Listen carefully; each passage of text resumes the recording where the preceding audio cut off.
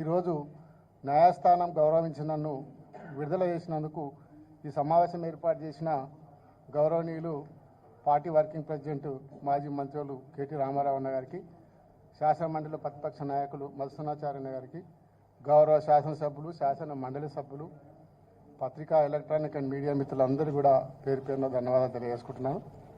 మీరందరూ చూస్తూ ఉన్నారు, ముఖ్యమంత్రికి ప్రజలను డైవర్ట్ చేయడానికి ఏదైనా ఒక ఇష్యూ తీసుకురావాలి, ఇచ్చిన హామీలు ఎగగొట్టాలి, 6 గ్యారంటీలు ఎగగొట్టాలనే ఉద్దేశంతోనే ఒక రాజకీయ కుట్రలో భాగంగానే ఈరోజు రేవంత్ రెడ్డి గారు నాపైన, రైతులపైన కేసు పెట్టడం జరిగింది.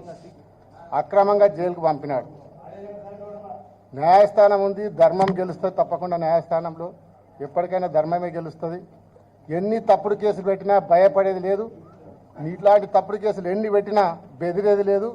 ఎన్నిసార్లు అయినా ప్రజల కోసం, రైతుల కోసం జైలుకోవడానికి సిద్ధంగా ఉన్నాం. ఇవి ఎన్ని తప్పుడు పెట్టినా ఎవరు కూడా భయపడం. ఇది ఒక కుట్ర. మీరు అందరు చూసినారు. నాకే అన్న ప్రమేయం లేదు. ఆ సంఘటన జరిగినప్పుడు పత్రికా సోదరులు మీరు కూడా ఉన్నారు ఇక్కడనే. 11వ తారీఖు నాడు 12 గంటల నుంచి 1:30 వరకు నేను భవన్లో ఉన్నాను. ప్రెస్ మీడియాలో నేను, శ్రీనివాస్ గౌడ్ గారు, ఆల వెంకటేశ్వర రెడ్డి గారు, ఆ రోజు గత కన్నా ముందు 10వ తారీఖు నాడు ముఖ్యమంత్రి గారు అక్కడ మహబూబ్నగర్ పార్లమెంట్ పోయినప్పుడు అక్కడ ప్రసంగించిన దాని మీద కౌంటర్గా మేము అందరం ప్రెస్ పెట్టినాం. లక్ష్మణరెడ్డి గారు అందరం స్వయాన మీరే చూసినారు. నేను ఇక్కడ హైదరాబాద్లో ఉన్నాను. నాకు ఎలాంటి సంబంధం లేకుండా, నాకు ఆ కేసుతో దాడితో సంబంధం లేకుండా కావాలని కేసులో ఇరికిచ్చి రేపు కొడంగల్లో రాజకీయంగా అనగదొక్కాలనే ఉద్దేశంతో నన్నే తప్పుడు కేసులు ఇరికిచ్చినాడు.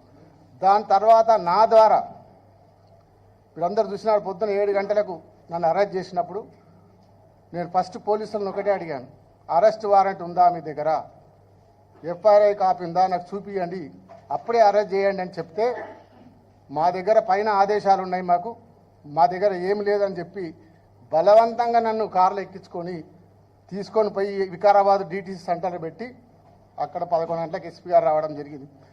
నేను ఎస్పీ గారిని కూడా ప్రశ్నించిన, సార్ నన్ను ఎందుకు అరెస్ట్ చేసిర్రు, మీ దగ్గర అరెస్ట్ వారెంట్ ఉందా, ఎఫ్ఐఆర్ ఉందా అంటే మాకు కూడా పైకి ఆదేశాలు ఉన్నాయి అందుకే చేసినాం అని చెప్పి సాయంత్రం వరకు 3 గంటల వరకు పరిగిలో కూర్చోబెట్టి 4 గంటల ప్రాంతంలో కొడంగల్ హాస్పిటల్ తీసుకుపోయి హెల్త్ చెకప్ చేసినారు.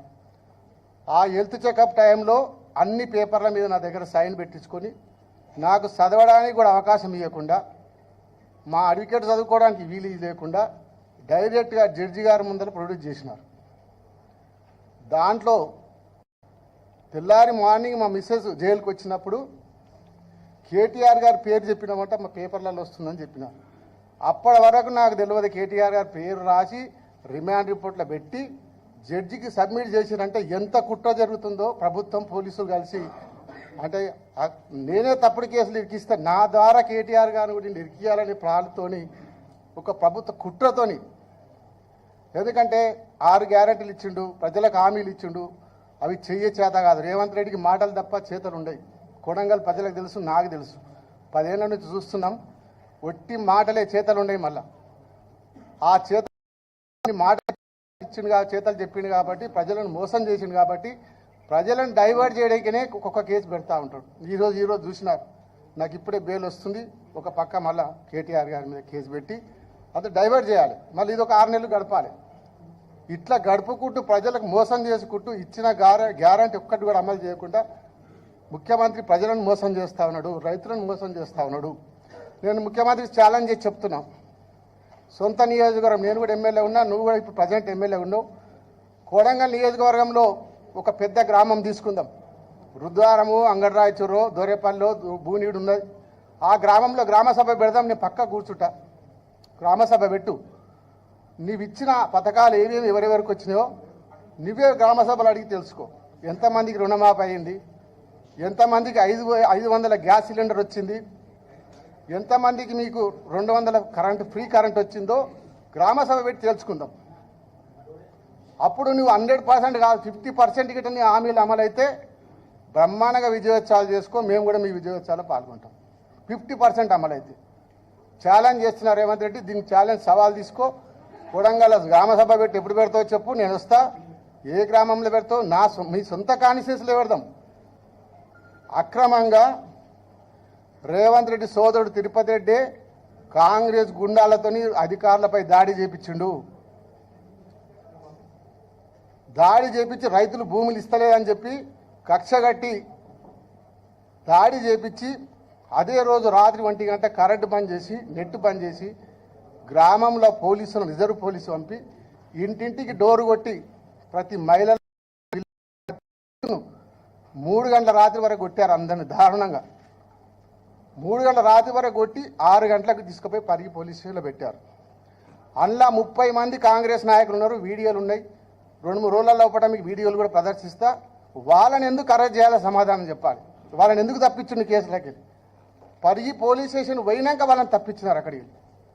అంటే కుట్ర చేసి రైతులను భయభ్రాంతులు చేసి దౌర్జన్యం చేసి కేసులు ఇరికించి భూములు గుంజుకుందామని ప్రయత్నం చేశారు తప్ప మేం చేయలే కుట్ర. రేవంత్ రెడ్డి సోదరుడు తిరుపతి రెడ్డి కుట్ర చేసినారు. ఇలాంటి తప్పుడు కేసులకు ఎవరు భయపడం?